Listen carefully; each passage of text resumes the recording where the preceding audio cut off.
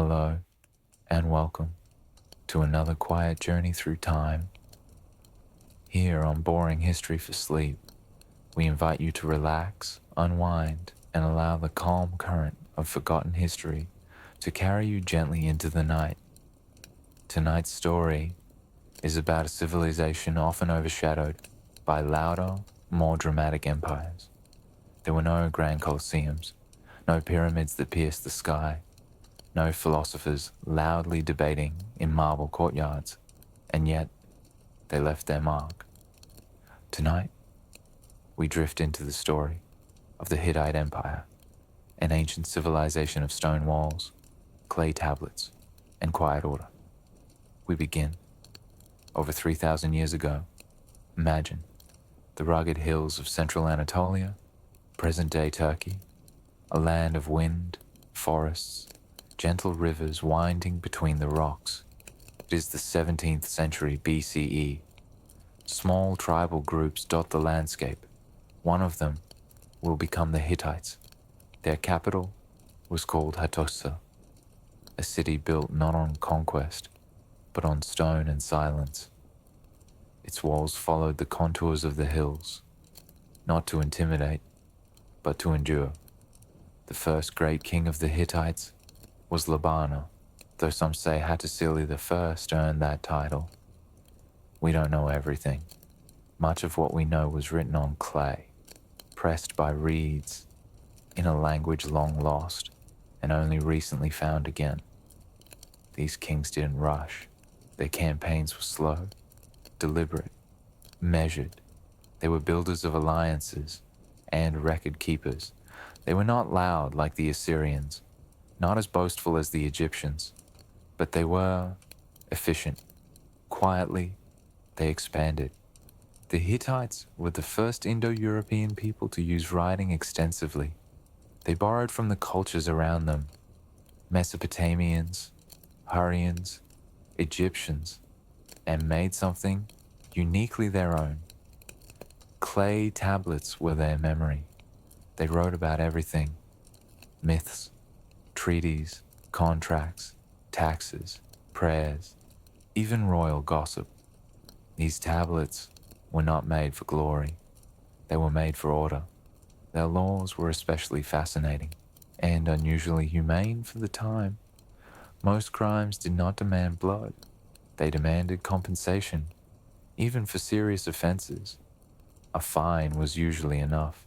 The Hittites seemed to believe in fixing things, not destroying them.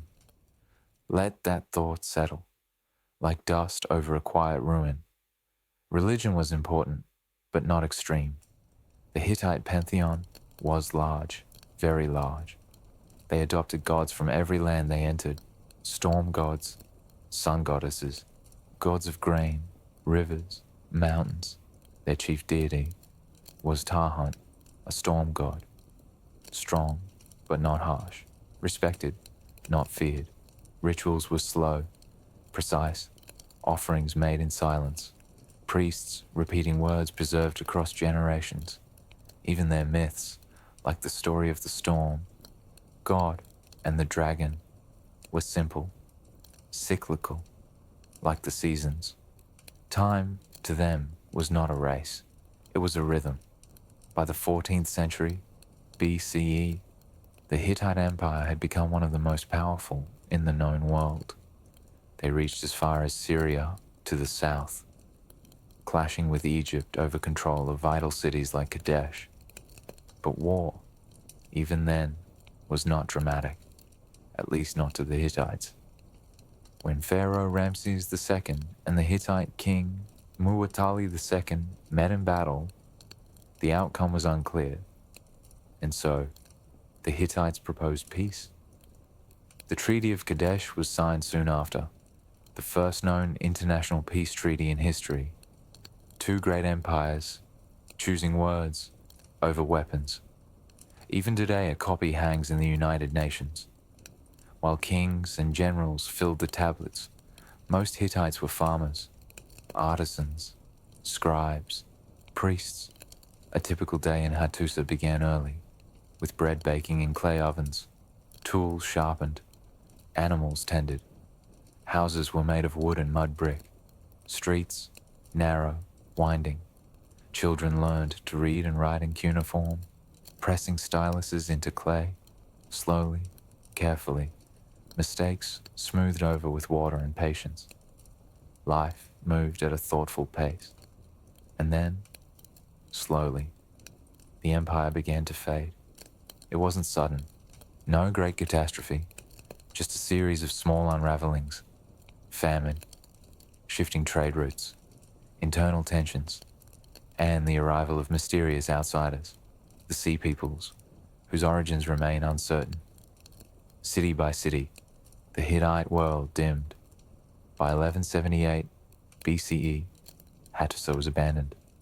The stones grew cold, the tablets buried, the language forgotten. For more than 2,000 years, the Hittites were silent. No one spoke their name. No one read their tablets. No one remembered. Then, in the 19th and 20th centuries, archaeologists rediscovered Hattusa.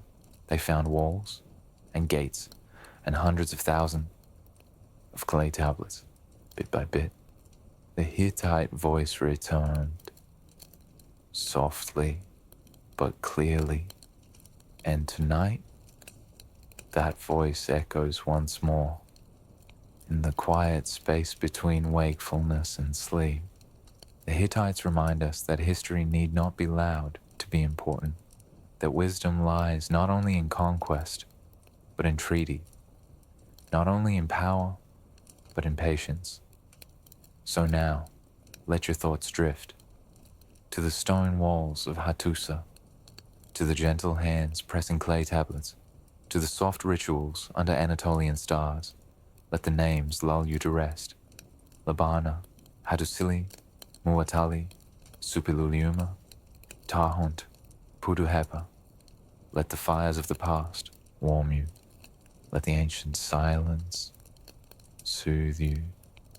The Hittites are gone, but their story sleeps with us tonight. Good night.